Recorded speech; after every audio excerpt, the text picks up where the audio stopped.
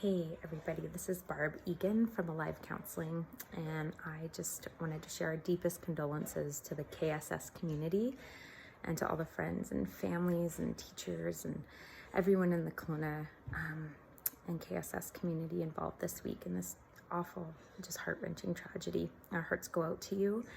I've been working with some of the staff this week, and it's been a very heavy week, so to speak. And I just wanted to share a little bit about maybe some of the stages of grief, if you're experiencing them, to normalize and educate, and maybe give some strategies to move through this together in a healthy way. So in therapy, we kind of use this term, the stages of grief, but it's not so much stage 1, 2, 3, 4, 5.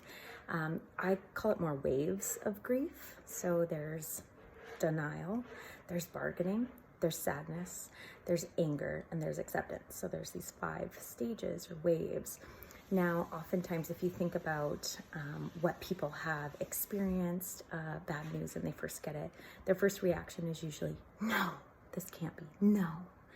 Well, that's usually denial. Bargaining can be that next wave. So it hits you and it's so intense, and then it can roll off. And these are usually the first 2, denial and bargaining, of if only we did this, or if only they left this amount earlier, if only they didn't go out any of that. We're trying to make sense of it. As humans, we want to make sense of things, and that wave hits us and it can roll back over, and it can roll back, and then the next one can hit us, and maybe it's sadness, and we feel it viscerally or physically in our body, on our chest, that pit of our stomach. We're just so heavy and exhausted. We're not really motivated to do anything, even eating, sleeping, or showering.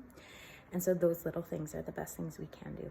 Eat, sleep, shower, eat nutritious things, make sure you're getting enough sleep if you can, or maybe you're sleeping too much or over much, and reaching out to safe social support, because we tend to isolate when we're going through grief or sadness or any distressing emotion. But the best thing to do is let safe people in and reaching out. Then maybe that wave hits and it rolls back, and then another one hits us. And this time it's anger.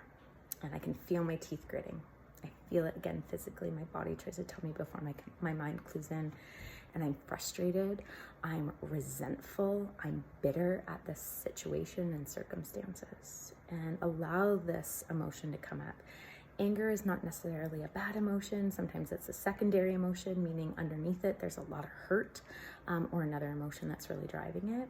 And we want to get it out, because otherwise it will come out and control us. So we want to get it out in a healthy way.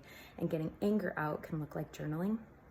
So really getting it out, writing it out, singing music, connecting with melodies and lyrics. Sometimes words just fail, but they can really put into words what we're feeling.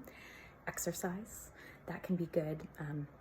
Going off and, throwing an axe at axe monkeys or something like that. But working it out, that can be really, really healthy too, in a healthy way. And then that wave will hit and it will roll back out. And then maybe acceptance. So that one is not necessarily I accept what happened or I'm happy about it. It's, no, this is terrible. This is heartbreaking.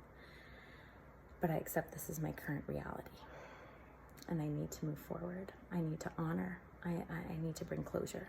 And oftentimes that could look like donating to the GoFundMe. That's been so great to see, just what a blessing that is to these families right now, to give flowers or gifts, to write letters, to any act of acceptance to help bring some closure. And so these different waves, so denial, bargaining, sadness, anger, or acceptance, it doesn't go 1, 2, 3, 4, 5 in that step necessarily, but more like those waves. And just like the waves in the ocean, they rise and fall with the different tides and circumstances and winds. And so just being in touch with that of where am I, what wave is hitting me right now, can be helpful for you. And it can be really helpful to process this with safe family, friends, and even in therapy. And our hearts go out with you, KSS, and all of Kelowna right now. And we are in this together, and we wish you so much from the bottom of our hearts, our deepest condolences.